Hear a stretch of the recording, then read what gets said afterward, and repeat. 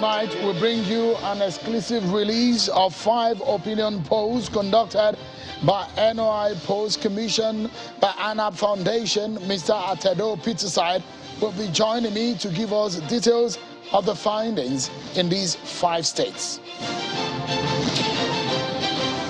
And the 5 aggrieved governors of the PDP, who are now known as the PDP G5, stormed Benue State, where they gave a solidarity appearance with Governor Samuel Ortom.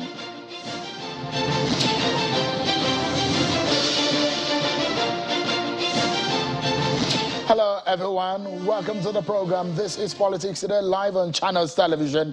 I'm Sean Kimbaloya, Channel Television official in Abuja. Let's get started, everyone, and let's begin by letting you know what the Buhari government is saying. They've criticized the PDP that it cannot manage the sort of crises that they have managed over the last few years. The Minister of Information, Lai Mohammed, has been speaking on the achievement of the Buhari government. Take a listen to what he said about the PDP. The opposition is quick to point to some economic indices like the Naira exchange rate and inflation. But the truth is that if they were the ones confronted with having to fight a once-in-a-century pandemic, 2 economic recessions, and low oil prices, Nigeria would have had no economy to even talk about. Gentlemen, we have a lot of achievements to highlight and campaign with.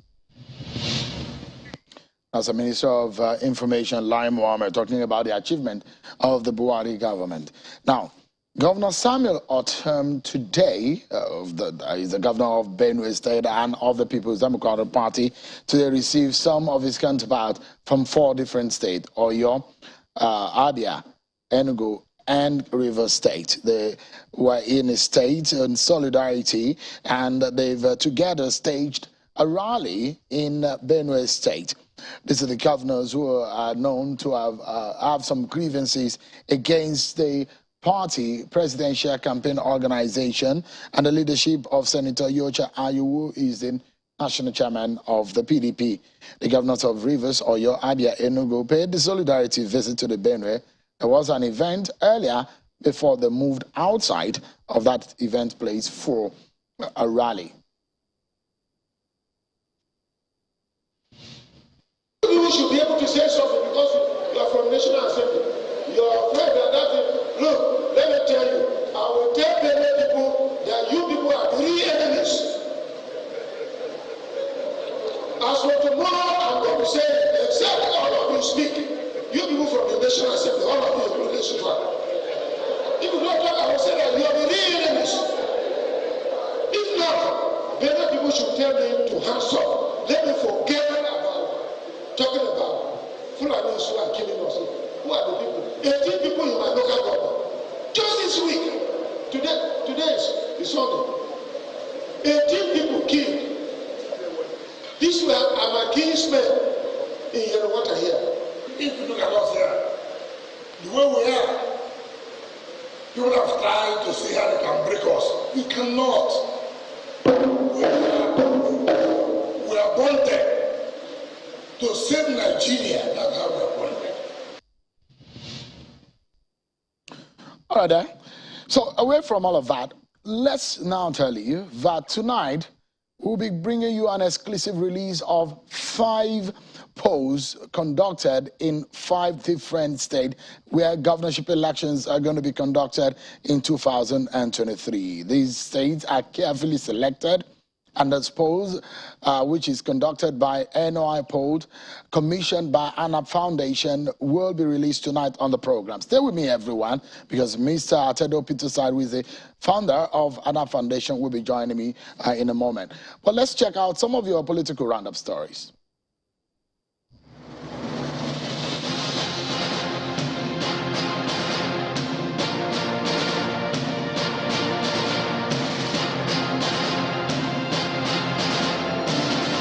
Chief Justice of Nigeria, Justice Olukayode Oriwola, has warned members of the 2023 Election Petition Tribunals that he will not condone any act of recklessness and abuse of powers as they discharge their duties relating to the 2023 general elections.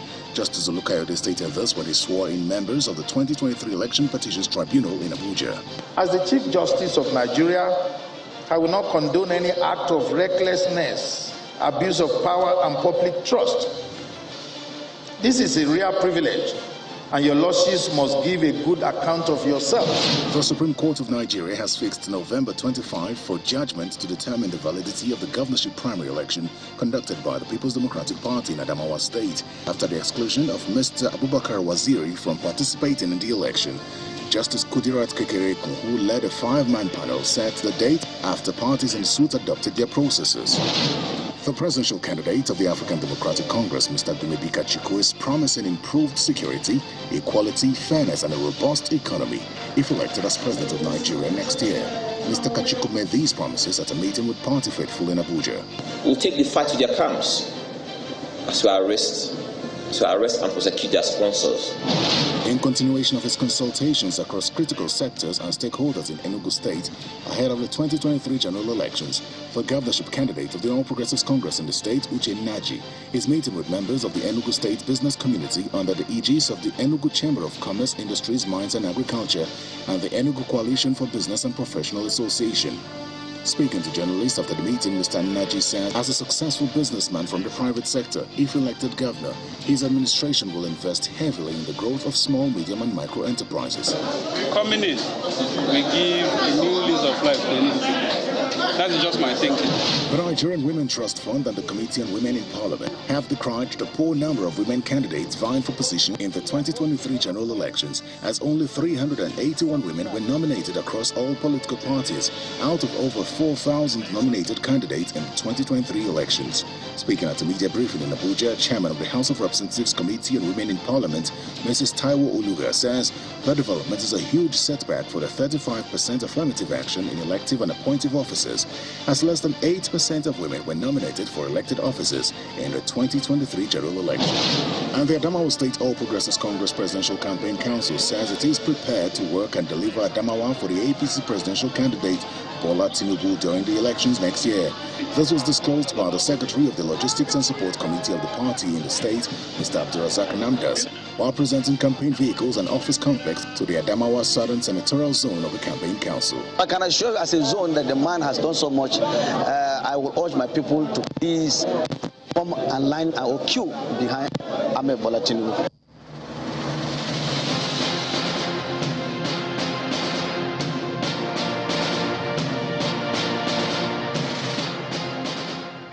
Thank you so much, everyone, for staying with us right here on the program. Let's get to it.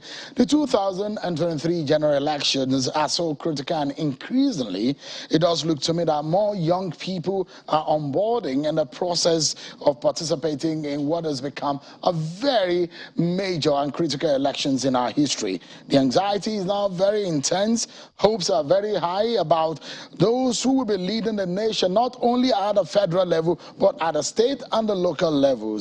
Well, more and more science and data gathering have become a major part of our electoral process, and they are impacting on the election. And people are looking more and more to how this scientific process are impacting on the real result and the votes that come out of the election. So, ANAP Foundation, led by Mr. Atedo Peterside, has been commissioning polls over the past few years using the exercise and the expertise, rather, of the NOI polls for national polls and state governorship polls. And recently, they released a national presidential polls a few weeks ago.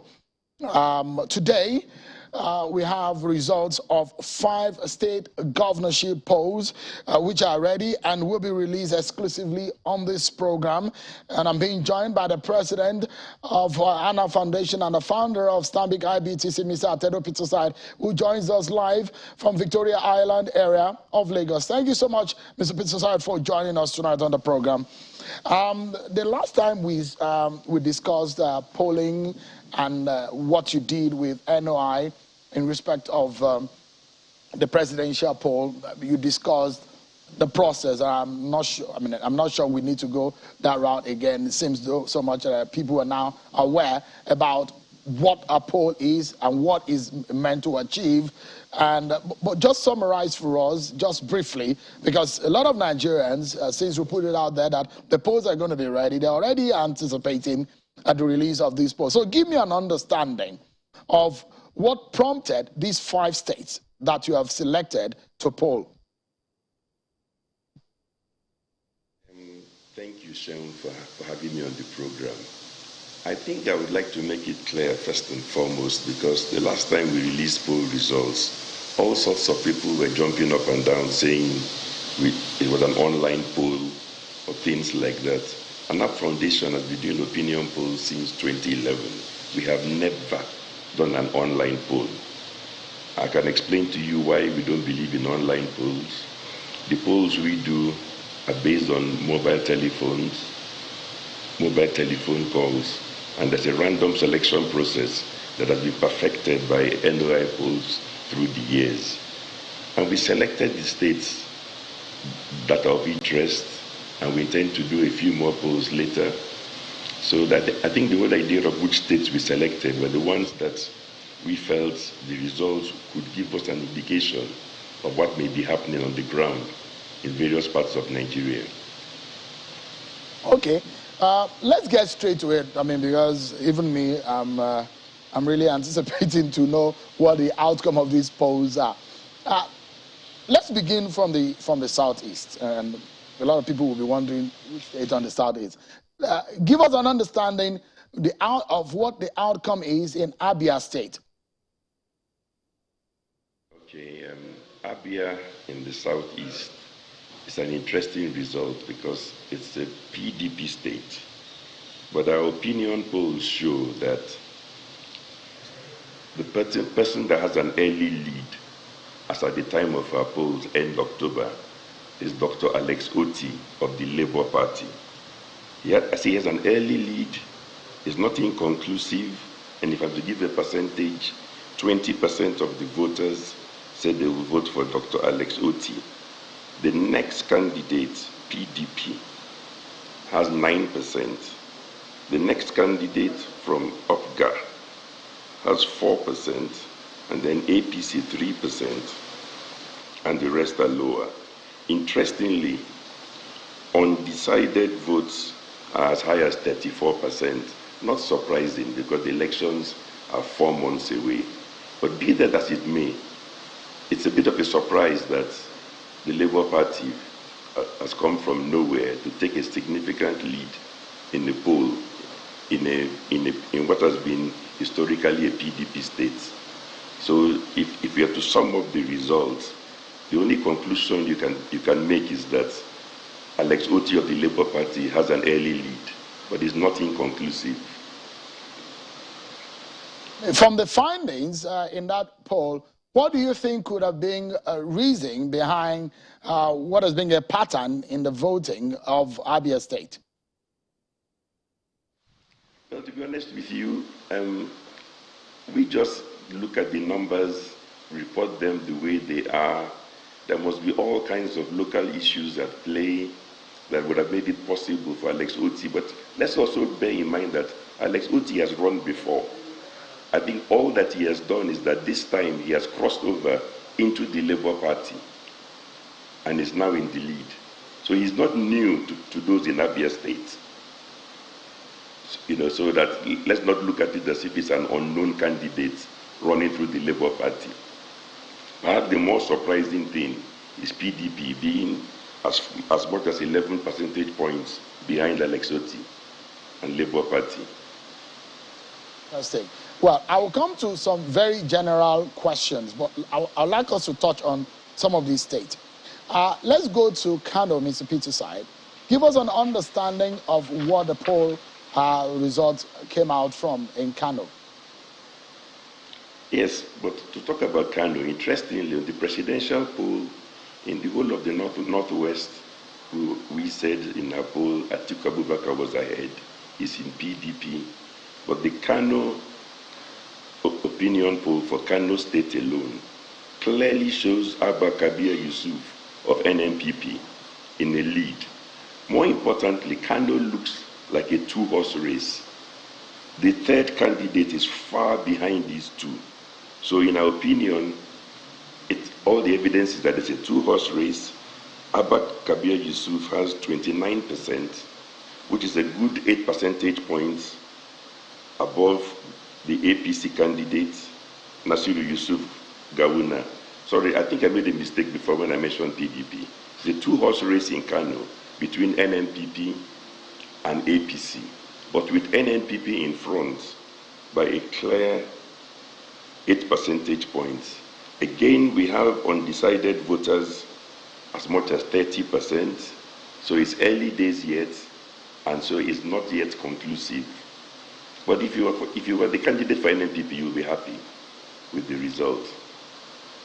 NNPP seems to be having, because if you look at it, you see major political parties in Kano, PDP, APC being the ruling party and held sway for 8 years in Kano State. Now, NNPP being led by Robbie Umuso-Kwankunso, who is the presidential candidate of that party. It does speak volume, isn't it? I mean, there's a reason why there's that change in the texture of people's choice, isn't it? True, but I think the bigger story in Kano is that PDP only recorded 3%. Only 3%. And people keep on going around the country shouting about how it's a two-party state and all that stuff. The evidence on the ground this year is showing a number of surprises. So APC is a good second in Kano, but NNPP is a very good first. And PDP really is almost out of the race, barring a miracle. Every other candidate is below PDP's 3%. It's an interesting figure that is showing there, but we know what is what the interesting twist for someone like the former governor who left the APC, who is a sitting senator who's left the APC, moved to the PDP. There will be some swinging here and there of some figures in some areas in Kano State. Kano, definitely during the presidential election, there will be a lot of jostling from the APC, PDP, and the NNPP. And in fact, as a state that has the second largest voting population, that's where a lot of the politicians will want to have a bite. Kano State has a presidential candidate. It has maybe one or two vice presidential candidates. So there's a whole lot that attention that will be on Kano State. But give me an understanding of the twist between the PDP, APC. You know, that you've seen people move here and there, and what we are seeing in NNPP, the senatorial zone in Kano State, where the NNPP has held sway. Is there any reason, perhaps, that comes to mind where that figure has come up? Actually, let's be careful, because we have a breakdown as per the 3 senatorial zones. And in all the 3 senatorial zones, in all 3, NNPP is ahead. And ahead typically by at least 7 to 8. Only in one case, Kano South, that the margin is small, very small. They have 26%, APC has 25%. But in Kano Central, NNPP has 29% to APC's 18%. In Kano North, NNPP has 28% to APC's 21%. And like I said before, I know it sounds like bad news, but for PDP, PDP has 3%, ADP has 2%, and the rest, you add them all together, all the other parties put together, 3%. So like I said, the only party that can be particularly encouraged by these results is probably NNPP. North, Kano Central, Kano South, you see the percentage where the NNPP seems to be ahead. Well, of course, I mean, the times are changing, and this period between now and the election, a lot of changes could happen. But I'll still come to general questions. Let me take you to the North Central. And it's interesting, the state that you have decided to sample in North Central, which is Kwara State. We've seen the Otoge effect in the last election, where a former Senate president, former governor, and his group were ousted by the sitting ruling political party APC in Kwara State. And it will be interesting what the figures will be saying in Kwara State. Give us an understanding what Kwara, the opinion poll coming out of Kwara, what does it say, Mr. Peterside? Yes, in Kwara, the governor, Abdul Rahman Abdul Razak, has a very good lead. He has 30% of the voters saying they will vote for him. And the good news is that the second place candidate, of course, the governor is an APC governor. The second place candidate is Shuaibu Abdullahi from PDP, who has 11%. So that's a 19% gap. And followed by SDP candidate Hakim Lawal, that has 3%. So apart from those three, that is the only candidates that really have a good presence in terms of result on the poll. APC first, PDP second, and SDP third in Kano. But again, the undecided votes are as high as 31%. But if you're the governor with 30%, you know that when you get to 50, the game is over. So it's still a very good lead, especially since you have a 19-point gap over your closest challenger, who is from the PDP. The gap here seems to have closed up if you compare it to the election result of 2019. There seems to be a close-up in the gap considering the battle between PDP and APC in the last election. PDP seems to have gained a bit of more popularity.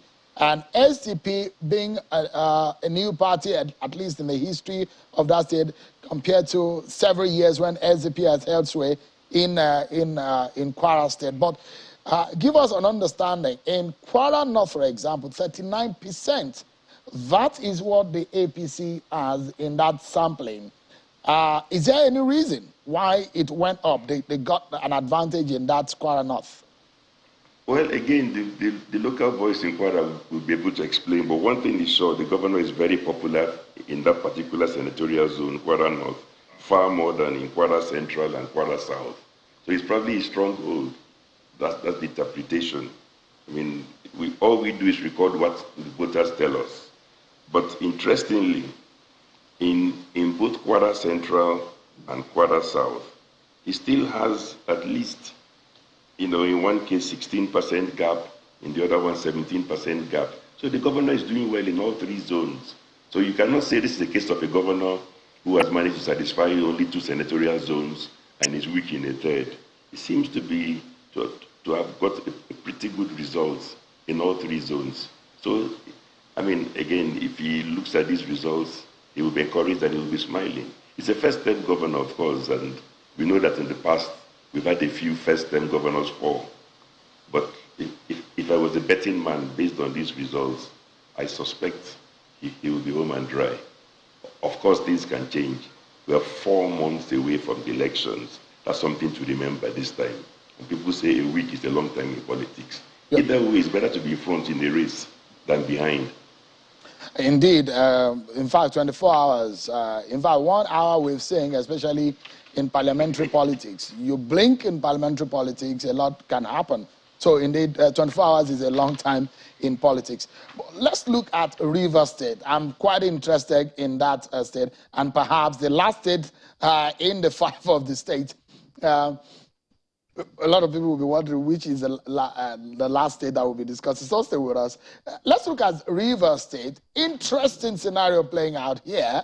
Well, Mr. Peterside, the ruling party in Kwara State is holding sway in Kwara State, and it looks to me that Rivers State may be having a similar scenario playing out.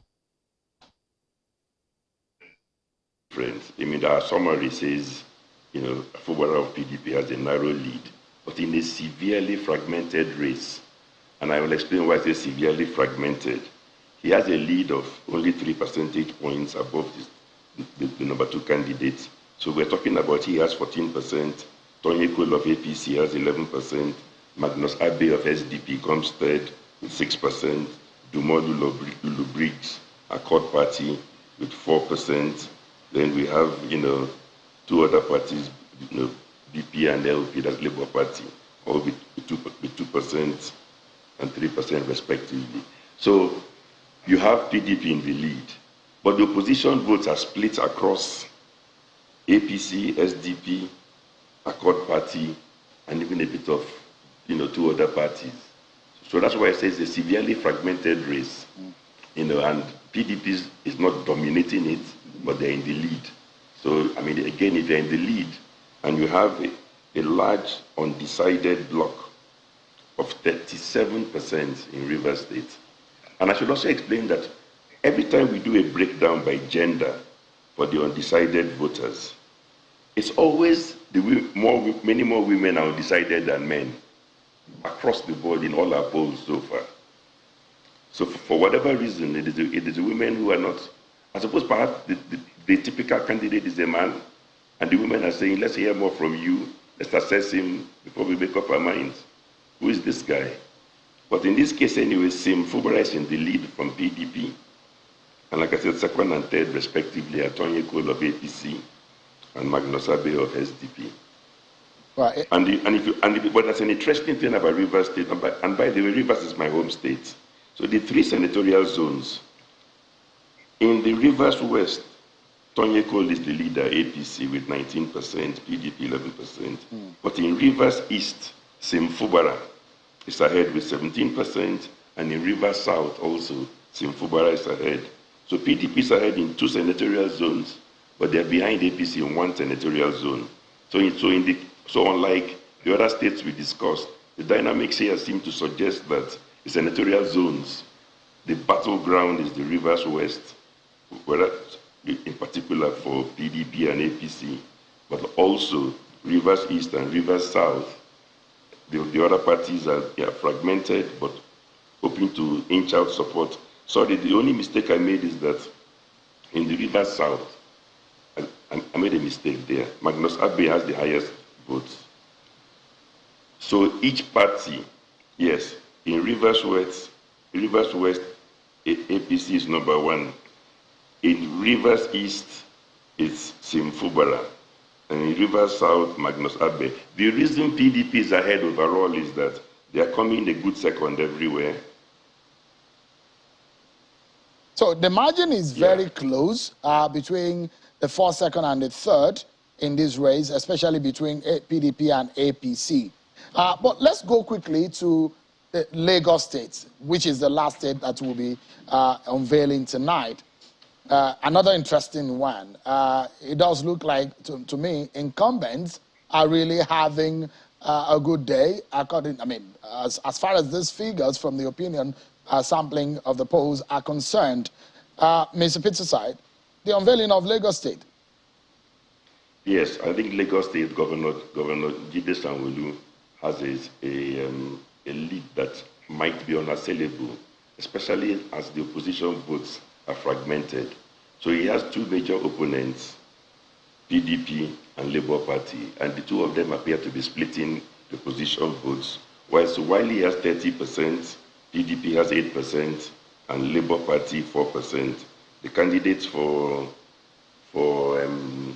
and across the senatorial zones is in front in all 3. So you can see that with this 30%, there's a gap of 22%. It's not completely unassailable, but the undecided vote is only 30%. And then we have those who have decided but refuse to disclose, who account for 26%. But one interesting difference between what we see here in Lagos versus the presidential election polls we did. In the presidential polls, Labour Party was coming a very good second in the Southwest. But when we come to governorship, it is PDP that's coming second, and not a very good second. So it's almost like saying Governor Sanwo-Olu has a stronger lead in Lagos than Asiwaju, Bola Ahmed Tinubu has overall in the Southwest over the Labour Party. So Sanwo-Olu seems to be almost home and dry, and is enjoying a much wider gap between number 1 and number 2 than what you see in the presidency. Interesting figures coming out here. Well, I know this is an opinion. This is a scientific process of getting people's views these are not the real votes of the people, but they are the voices of the people as far as the sampling is concerned. Is a commission poll by ANAP Foundation done by NOI Polls. And Mr. Peterside, we'll leave the analysts to chew on this and munch some of what has become the work that has come out of this. But give us an understanding, are you going to be conducting more of these? Are we seeing more of national polls coming from ANAP Foundation and NOI Polls? Oh yes, we made it clear that partly because this time there's a long gap. There was a long gap, the longest I've known, between party primaries and the election. Even today, the governorship election is more than 4 months away. So a lot can change. So what we are doing is that the presidency, we've done the first poll, we will do a second one, we will do a third one. That gives you a chance to see trends, to see who has momentum. The governorship ones, perhaps for those that we think the lead is significant, we might not bother. But again, depending on what we hear, what's going on in various states, we could do a few more or repeat some of these same polls to see whether the trends are holding up. Mr. Atado Peterside, it's a pleasure unveiling these poll results tonight, and I guess Nigerians have an understanding of what this is all about tonight. And in the coming days, we will be dissecting these figures more and more. Thank you so much, Mr. Atado Peterside, for doing this with us. Thanks so much indeed. Thank you for having me, and we'll put the results on our website. Absolutely. Thank you so much indeed. We take a break, everyone, and when we come back, the governor of Ebonyi State, Governor Dave Umahi, will be joining me, and we'll be looking at the politics of Ebonyi State, the budget of 2023 presented, the 2023 election, and some of the dynamics that have come into this race. Stay with me, everyone. We'll be right back.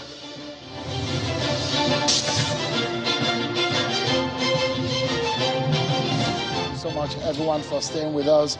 The governor of Ebonyi State, Mr. Dave Umahi, presented the 2023 budget of the state with an estimate of 139 billion naira. The budget is tagged the budget of divine mandate, consolidation, and continuity.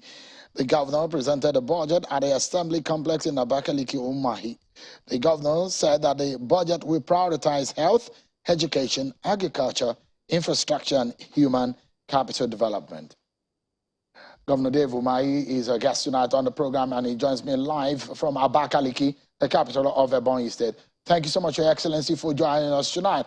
That is your very last time to bow in front of the State Assembly to present a budget.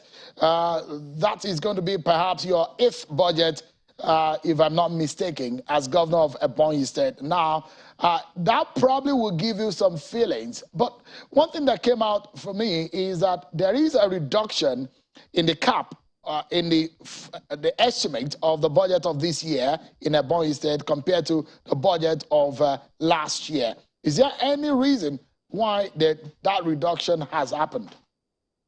Yeah, thank you, Shehu. Thank you, viewers. Yeah, Shehu, we have a reduction about 4.13%, reduction, compared to 2022 budget.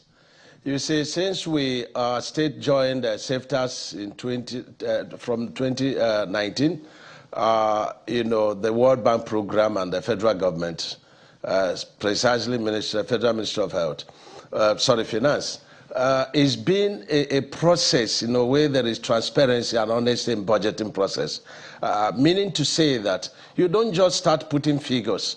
You have to do your budgeting such that the expected total receipt will almost be equal to the budget expenditures, and there is a prize we usually win under SafeTAS by just simply doing this, and that's what we've done, taking a knowledge on the performances in terms of capital receipts from 2022. So we decided to scale down those receipts we know will definitely not come in 2023.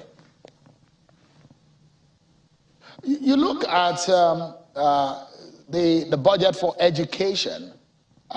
Is there any reason why there's that significant reduction? I mean, the number is actually very, for those who have criticized that budget, said that's a very ridiculous percentage of your budget that's gone into education. 15% of our budget. We had 15% of our budget. In 2022, we had 25%, 25.5%.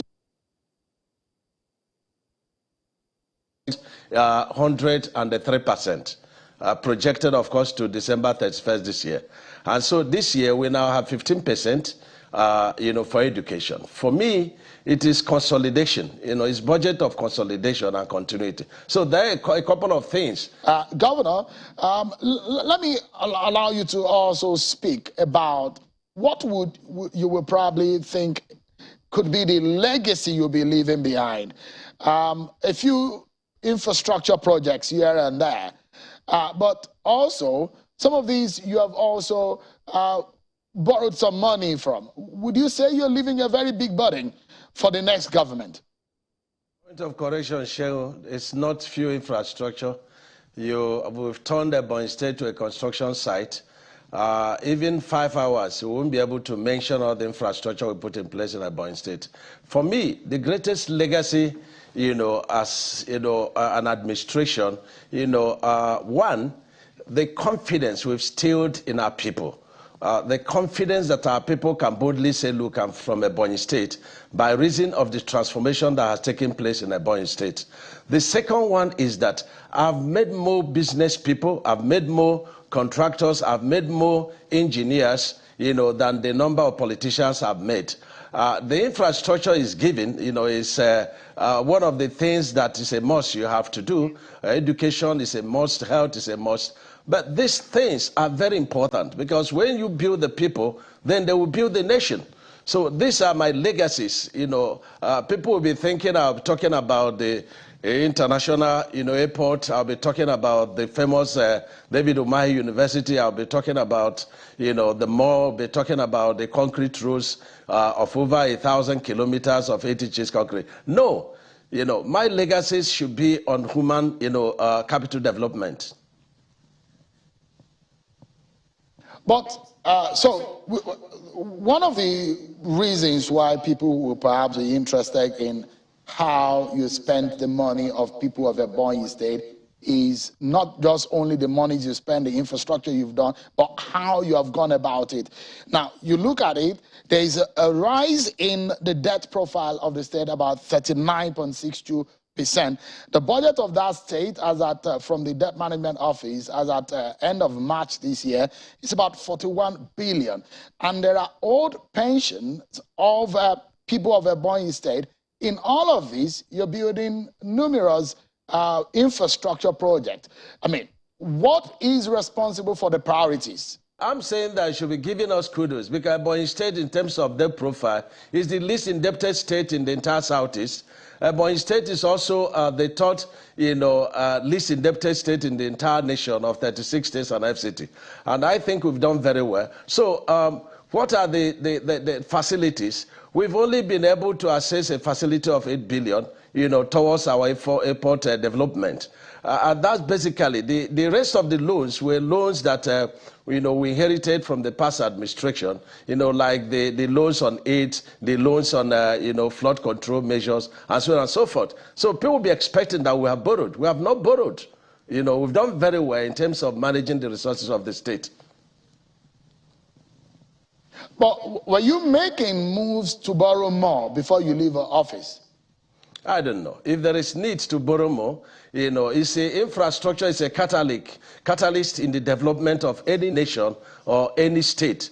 And so if I need to borrow more, I need to know what I'm doing with it. But it's my desire, and I'm very conscious of that. I hate borrowing. And I'm very conscious to make sure that I don't leave, debt profile, for incoming administration. Rather, I'm going to leave wealth because, my faith says that it's a good man, a good father, leaves wealth, for his children. So I'm not going to leave debt. Even the one that I borrowed, this 8 billion, I'm making every effort through the SEFTA's, gains to pay back that 8 billion before I leave office.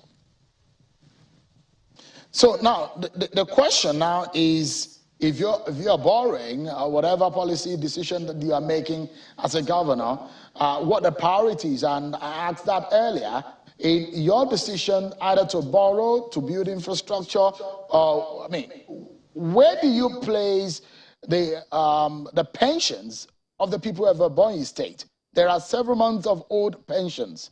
We'll be talking about, pension and gratuity, and, pension for the balance of that. My administration has not owed any pension or gratuity. We have paid, a lot of backlog of pension and gratuity when we came on board. And so the balance of pension and gratuity in Ebonyi State at the state level is 3 billion. We met backlog of pension and gratuity in 2015 when we came on board. And what we did as a priority was to use our Paris Club to offset over 70% of this debt. Where we have 3 billion, for our pension and gratuity, and that would be, to completely pay off, the debt. So there are plans to pay them. So they should be, yes. The good news is that they should be expecting that they will get their payment. It's captured in the budget. That's what you're telling us tonight, Governor. Sure, it's in the budget. And that's why you have the budget of Ministry of Finance to be 19%, which is the highest. And what do we intend to do? To pay off, the 8 billion loan we took from UBA, and then to pay off the 3 billion, of pension and gratuity, and to pay off about 3.5 billion of retention fees to contractors. And so we have that intention. Not only that, we also have the intention, to give a kind of allowances to every civil servant in Ebonyi State, for Christmas package. Now, before I move into politics, the issue of the 41 billion or more debt burden on the state, this is what you'll be leaving for the next administration. And that's going to be a difficult one for whoever becomes the next governor of Ebonyi State. You regret this circumstance that you probably will be leaving behind, isn't it? I don't understand the aggregation of 41 billion. But don't forget that we made more than 41 billion when we came on board. But let me explain to you, the circumstance of the so-called 41 billion. We came on board and we met the Abakaliki flood control. That is, about 12 billion naira project initiated by the past administration. Of course, we inherited it and we've been offsetting it. We also have, our loan with the African Development Bank for the development of 198 kilometers of ring road, which is very important, cutting across 88 local governments of Ebonyi State. And this is not a loan that you pay off one day, it's staggered, over a number of years. So we made these loans, we've reduced these loans, and then the only loan we can say we took is the 8 billion, which is towards our airport, construction. And so we are very happy with our debt profile. And these debts are not debts that you have to repay, today. So this is very important. I think you should be commending us, for being very prudent in our resource management, knowing fully well, the meager resources you have in IGR, knowing fully well our place in terms of FAC allocation. And yet, we were so disciplined as not to borrow compared to the number of infrastructure we put in place. We are very proud of our performance, and I'm sure that God is also very proud and happy with us. I would have loved to delve into rice production and what has become of that, how much of innovation you have been able to put or not, the criticism coming on whether or not the state have been creative. But let me shoot my final question on the program tonight. There is a 5 million flat rate for campaigns in schools and market squares in Ebonyi State. I mean, this is an election narrowing period which a lot of political parties are going out to canvass for vote, and the opposition is already crying, saying, look, this is a form of intimidation, and they are saying it is unconstitutional.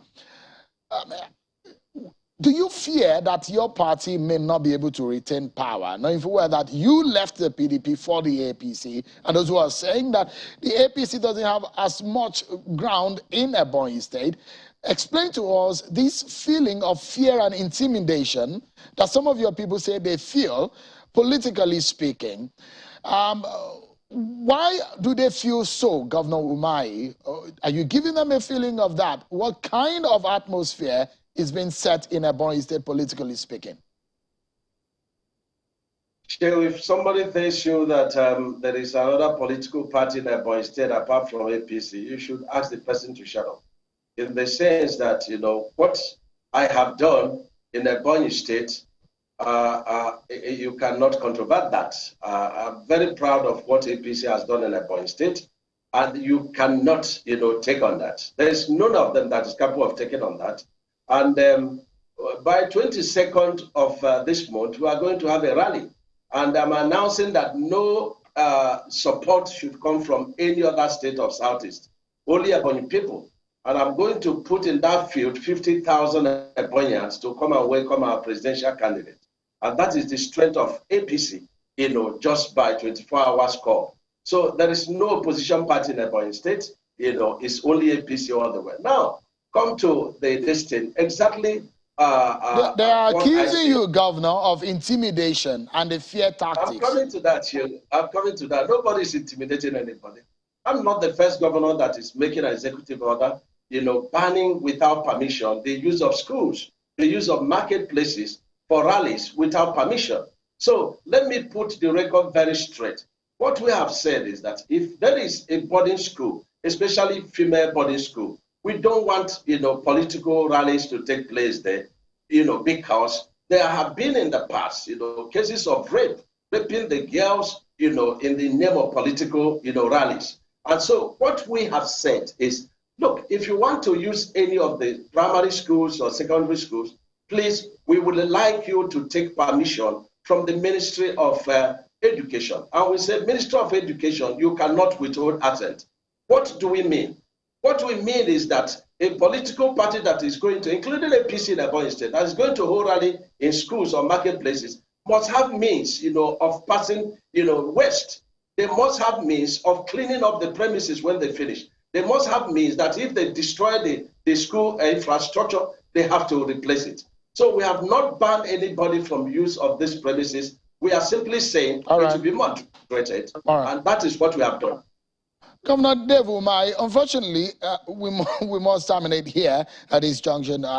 We've been interrupted so much by the breaking, the technical connection that we've had with you, but albeit it's a very good conversation. Thank you so much for the opportunity to maybe explain some of your decision in government and some of your policies. Thank you so much indeed, and I wish you the very best. Should you have the time in Abuja one of these days, please call in our studio and we'll be happy to host you on the program. Thank you so much indeed, Governor Dave Umahi. It would be bad show if I finish without your coming to Ebonyi State. Because if you are here, you will not be asking some of these questions. So I welcome you to come and have, first, class information of what we've done. All right. Thank you, Chef. We'll see about that. Thank you so much, Governor Dave Umahi.